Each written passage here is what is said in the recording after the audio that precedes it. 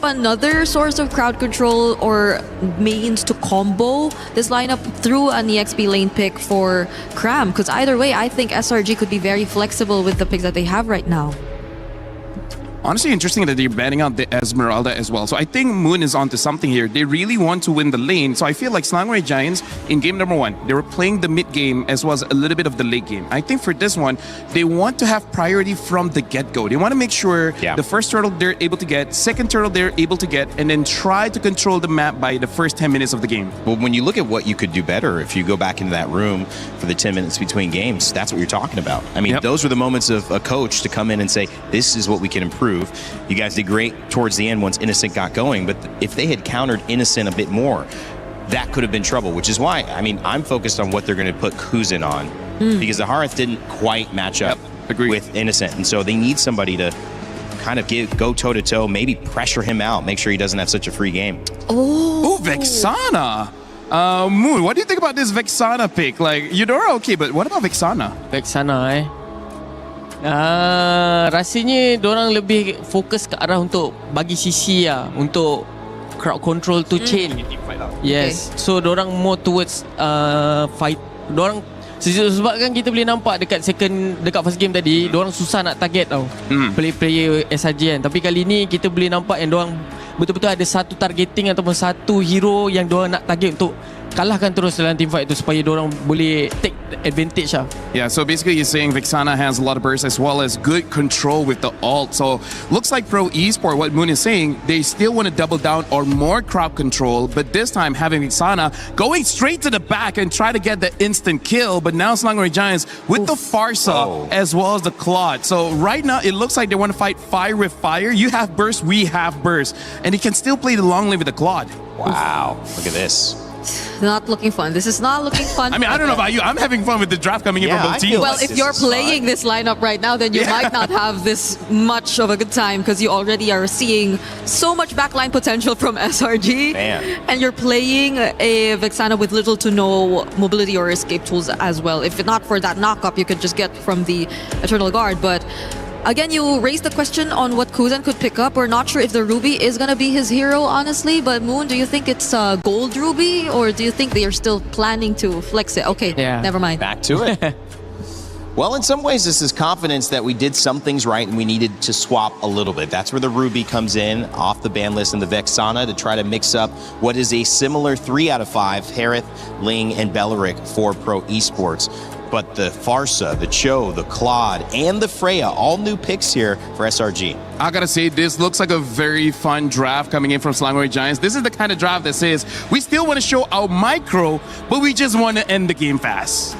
Moon, it's been great having you and your thoughts as well. We're going to follow you along your stream. Thank you for joining the desk. Thank you for having me. As Game 2 is about to get underway, SRG trying to make it back to grand finals here for the 3rd time in a row at MSC. The challenge of Pro Esports stands in the way. What can they do? Game 2 as we send it over to Gideon and Trex. Thanks so much. We're already jumping into this next game and the adjustments have been made by Pro. And I'm not gonna lie, initially when I saw Vexana, I'm pretty sure with the rest of the world, we were all like, wait, what? Why? Why are we going this when the Eudora was already doing some good work trading battle spells? And I think what it comes down to is wave clear. I mean, you can get Cinco de Pepe to come with you every single time to get that concussive blast, but now with Sa on this Vexana, single-handedly, I can clear this waves. Pepe, go where you need to be. That is fair, but you still have to be careful because with something like this, you lack the flicker. Yes, you had to pick up a flicker yourself, but you lack the movement, and that's where I kind of like this Farsa. And you lack some of that big AoE where I would have kind of liked the Eve possibly for Pro. But again, they're the pros here. They're the ones who have to make the decision. You do at least get the stiff arm for Cram. You have the Terrify. You have that ult that can kind of either disengage or engage, so there is potential for Saw here. Yeah, no, there's a lot of potential, in a matter of fact. I was thinking Eve in this same exact light, but I think the big problem is that once you drop down that RWM, you're kind of a sitting duck, and I think here up in the top side, Innocent doing a very good job at winning out this lane and even getting an early regenerate out of Kusan. He's going in to call for some help here, and Belleric is on the way. Oh, Sakai's though wants to try to target down Kuzin. First blood into the hands of Sakai's. And it's just a little too late. Pepe could not get there in time. A great setup coming in from SRG's side. But now it looks like with that top side winning the way that it is, it's got to be a bit of a trade, right? Strong side bot with this Freya. This Ruby is going to try their best to try and slow Cram down as much and more ideally sandbag him. Coily gets knocked up. Coily's been doing amazing on this Ling last game. Even when he died, he was making some great plays, always at least trading off. Able to secure the first 3 turtles, all 3 turtles, into the hands of Pro Esports. This time, Pro, though, definitely taking a slightly slower pace. They want to look for the engage, but look at SRG in this bush. Yeah. Oh, nice, I'm offended. A lot of damage comes in. Krim has to try to run away. But the vended airstrike comes down, instantly targeted by Coily. Coily able to finch pose away to safety. But Yooms is there. Punish? No. Yooms not going to punish. Nah, unfortunately the flicker is coming back up only in 12 more seconds. The mistake was the fact that Cram and Stormy, they had the right idea. They're in position to actually activate the gank, but as soon as that feathered airstrike comes up, instant target prioritization coming in from Coily to attack him. Let's look at the replay one more time, right? The I'm Offended comes on through and even Cram decided to disengage from that fight. I was thinking whether Cram could actually 1v3, but it's too early on in the game for him to do that, so they just have to peel away the jungler to slow down any kind of snowball attempt. Still a big win for SRG, though. 1.2k gold lead, a turtle, 2 kills. The deaths are on Sorry I'm Felix and Kuzin, both offlaners. And a big kick lands down onto Pepe, and he falls. Coily now trying to pick up something in the midst of the chaos. Tempest of Blades does come down. Gonna get the knock up onto Yooms. Yooms falls, moves on to Stormy. Stormy forced to wings by wings away. Coily has one more finch pose in the pocket, but Cram's gonna try to lock on. Sorry, I'm Felix here to help out, and SRG backs off. Yep, they could have tried to deny the purple buff, but luckily, Sorry, I'm Felix is just man-to-man defense against Cram. Not gonna let him walk away from this lane scot-free. And on the opposite side for SRG, this is a big lead. 1.5k is looking really, really good right now. However, a lot of their damage is coming from both Sakai's as well as Stormy. Yooms is supplementary damage, but eventually it's going to fall off in the later stages of the game. All right, so with that, I feel like we're taking a slightly slower pace this game. Things seem a little more even, but SRG still holding a nice lead. And I like the movements from this, right? Hey, let's try and invade. Oh no, they're already there? Okay, let's quickly clear up mid and set up a potential dive on bot side. Now keep in mind, Sorry I'm Felix, 7 more seconds until that flicker comes back up, and Cram, I mean, he's thinking about it, but somebody needs to make the kick happen. He does have the ult. This is a scary hero to go under a tower with. A lot of ability to hold you down for a second or more too. Pro Esports has no idea they're all there. They finally do show themselves. A lot of damage on Sorry I'm Felix, able to use the flicker back out of the way into safety, and SRG knows they weren't able to get it. They're gonna back off. Beautifully played, and now they unlock Cram from this lane, and they need to quickly run back up towards Turtle side. Unfortunately for Pro, they can't rush it down just yet, so SRG will contest. Looms gets away the dragon, right into Sakai's, a lot of damage. On to Belleric. Pepe will fall, Innocent able to get the kill, but the response quickly from Kuzin, able to get one onto Yooms. Roamer for Roamer. Kuzin in the midst of Zmon's force. Cram forced to back off, doesn't have an ult anymore, and now Pro Esports has the pit. Yep, they played for the fight, and now they don't have enough to contest for this turtle. They trade supports, and that's the thing. They're trying to make sure they keep Coily in one place for as long as possible, while SRG quickly have to make a cross-map play on the opposite side. Let's look at this replay one more time, because initially, I was thinking maybe they don't have enough damage, but then Innocent comes in with a blazing duet to give that last bit of a kick that they need to get across that finish line. Cram, the entire time, zoning out Sa. It's a great idea, because Sa is going to be the main anchor for the side of Pro Esports to wombo combo with each other. All right, so it's a turtle for a turtle. Pro starting to show off a little bit. Coily getting some nice damage on a Cram there. Force use of Valkyrie's Ascent just to get away. Pro Esports are matching the pace very well across the map, and even when SRG looks for plays, they haven't been able to secure the big gank yet. Yeah, yes, they're able to like attack the offlane, but nobody's gone down to those advances just yet. See, that's the thing. I think that Pro actually decided to adapt it. They realized that a lot of the punishment was targeted towards Coily's side, a lot of the invasions as well, and even down here by bot side, right? They're trying to keep him in visible areas across the map. They're not letting him take control on the opposite ends, and I think they've been doing this since game number 1 for the side of SRG. Pro on the other side, hey, if they're focusing on our Ling for this long, you know what? We're going to play for our Harith, right? Look at the reinforcements controlling this top side. Wait, a kick! A lot of damage. Saw goes down, but a lot of ults used as well from SRG. They're going to be able to take that tower in the bot side as well. It finally falls. They've used so much just to try to secure it, and all Pro Esports are going to get out of this is a top tower. This is quite the scrum, a game of rugby. Sakai's, no, Coily not going to go for it just yet. Scared that maybe without the Bladed Tempest, he's going to get hit by the stun. That's a pretty good call here for the side of Pro. It's 6-3, but this 1.7k lead has not been developed further than this. All right, so Pro Esports kind of backed against the wall a little bit here. I do feel like SRG has been ahead of them, but still they're calm, right? And Coily continues to look for targets, wants Cram so bad. Can he get the final hit? Tempest of Blades comes down, but a nice jump away from Cram. And now SRG and Felix is going to try to get locked up with a big kick onto Coily. Right into the feathered airstrike. Yume's caught in between three, will fall as well, but still it's a jungler for a roamer. SRG gets a huge advantage. It's great, it's great. This turtle should fall into their hands as Pro is forced to move back into the lanes to make sure something happens. And listen, he's max stacked right now on that Art of Thievery. He's dealing some real damage. A lot of damage from Stormy as well on SRG and Felix. Sakai's able to get it, and everyone misses Cram. Looking for the engage here. Doesn't have the Valkyrie Ascent. Will back off. Guzin looking for a quick strike. Drops him on force. He dives in, but he's stunned up, taken out. Guzin might just get away from the blaze. They do win. Guzin dashes back. Innocent not able to get the final shot down, but still a win in SRG's book. Oh my goodness, you can hear that crowd. What a gut punch. They wanted to see Guzin go down, but his mechanics kept him back up.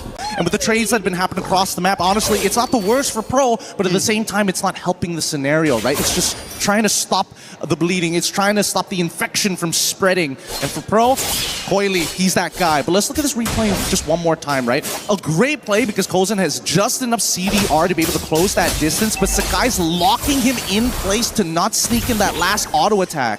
I was looking, I was so locked onto Kuzin. Sakai's getting taken out by SRG and Felix. Definitely evens the playing field a little bit there in that fight, right? Pro Esports haven't fallen behind. I mean, last game when they were ahead, they were sitting at about a 2.5k goal lead, and SRG was able to turn things around. This time, SRG only leading by 1.4. Pro Esports definitely not out of this. They're going to try to move on to this bottom tower. The slow push, and SRG's not going to be able to make it there. Gotta watch out for Yumes. Nice way of the dragon. Tempest of Blades comes down. Innocent has not engaged this yet. Yumes taken out. This could be bad for SRG. They don't want to force the engage. They're forced to just defend. Able to get the Tempest of Blades out and buffer it just before the kick actually connects. Really good stuff here because it comes in two parts with that kick. So if you want to drag it out and max it out, you absolutely can. But if you got the right boots, you can get out of it no problem as soon as you have your abilities available. This could be Flicker, this could be Bladed Tempest. Either or works the exact same way. In this particular case here, I'm noticing that SRG, unfortunately, don't have the same benefits. Pro can walk into you like a bulldozer, overwhelming force. SRG actually have to play the consistent push and pull. They can't all go in at the same time. If not, Bellerin gets value, but Cram can't go in by himself. Both teams dead even on towers on the off lane. No big macro advantage, but a lot of damage on Yumes. Feather Airstrike comes down, but the damage isn't enough to keep Pro Esports off of his teammate. Pro Esports now, with a man up, aren't going to rush this Lord, but Sakai's with a cheeky positioning into this tri-bush, looking for someone to fall into the trap. Actually, that was pretty huge. The fact that Pepe lost not only his Flicker, but his Wrath of the Dryads, he can't force a play upon his opponents. He pressed the buttons in the wrong order, and now this contestation might be a little bit harder than it seems. I mean, with a man up, it still feels comfortable. Sakai's going to try to make his way in. Coily's still able to get the Lord. Sakai's able to get away with his life, trying to take it. He's going to move on to the target, though. Pepe taking a lot of damage. Valkyrie sent into the backside. Sakai's goes down because Kuza responds with Smon's force. And now Pepe may be able to get away here as Cram is unable to secure a kill. It's 2 down on the side of SRG and a Lord into the hands of Pro Esports. And this is what I was talking about. It's so difficult for SRG to throw everything at the wall. Somebody might be out of position. Somebody is a little too far, and they need to be in literally the perfect triangulated area to catch everybody. Because look look at the tri-brush here. Instantly when you see that Cram decides, I'm going to change my targets over to Saw's side, the rest of Pro immediately collapse around him. And most importantly, Sorry on Felix is buying the perfect amount of time for everybody to either battle spell out of there or create some distance. Feathered Airstrike does come down in defense, but a lot of damage on Yumes. Yumes just hasn't been able to hang out long in these fights. The damage just a little too much from Pro Esports. Are they going to move for this? Oh, Sorry, Felix comes in. Purple buff is secured by Sakai still, but a close call on the side SRG. Could they potentially dive this? And Sorry on Felix, he might just initiate. He's looking for these T2, but he's definitely not going to get that tower. Damage. Feathered Airstrike comes down. Sorry, Felix forces it back off. Tower does not go down like you said. But Pro Esports are relentless. They're going to wait for the next wave and take it down. Yeah, this Ruby pick, especially with the wave, ridiculous side. A little bit of a 1v1 here. Innocent, not on the Moskov this time, won't be safe. Coily, though, able to binge pose and escape. A beautiful steal for Pro Esports. Really good stop there. Innocent, unfortunately, just needed to kite backwards towards where Sakai's was going to be. He was really trying to sell that he was by himself, and unfortunately that costed him his life. And again, this is a much better position from Pro. Game number 1, they had the early game. Game number 2, now they have the mid to late down on lock. Coily's starting to feel himself a little bit. Oh, I'm offended from Sorry on Felix, and Sakai's is taken out. Pro Esports back off immediately. They're playing it cleanly too. They don't overextend. We got our target and we leave. He pulled off the Michael Jai White. He was like, he's not given the signal that he's going to engage. It just looks like his hand is floating there, and the next thing you know, he's caught too. Feathered Airstrike comes down. Just trying to defend at this point, but every time the Feathered Airstrike comes out, Coily's there. He really wants him to use it. He wants it bad, and right now, I think that SRG, they have to recognize that they can't fight traditionally against Pro.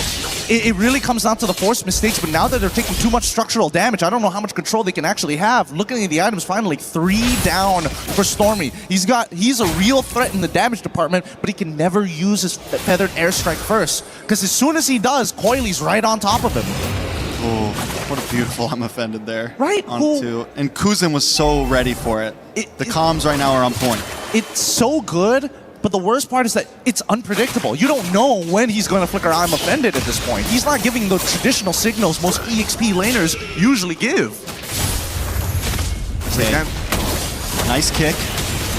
On to Pepe, but Coily in the backside once again forces Stormy away. Pepe's unfazed.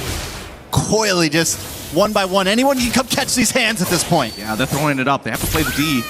And so far, it's a lot more difficult to play the cross map without the Moskov. Seal out, and yeah, Cram, they have to contest this. Gonna look for it in. Kuzin gets the Lord. Blazing duet to the backside by Innocent. Takes out Saw. Sorry, I'm Felix looking for a target. As Tempest Blades lands to the backside. The dash through. Cram falls. And now Coily gets kicked, but it's still not enough to stop him. Stormy drops. Yumes might just be the next on the chopping block, but Pro doesn't care. They're coming down the mid lane. And if there's one thing that I've learned about the Cambodians, don't mess with their assassin plays, especially when it comes down to Ling, because they are nasty with it as they're looking to open up the inhibitor with a Lord empowered wave just after. Yeah. Oh, that's gonna be it. Ladies and gentlemen, Pro Esports tied the score. What a prediction with the I'm offended. Holy cow, we got a real game on our hands, 1-1.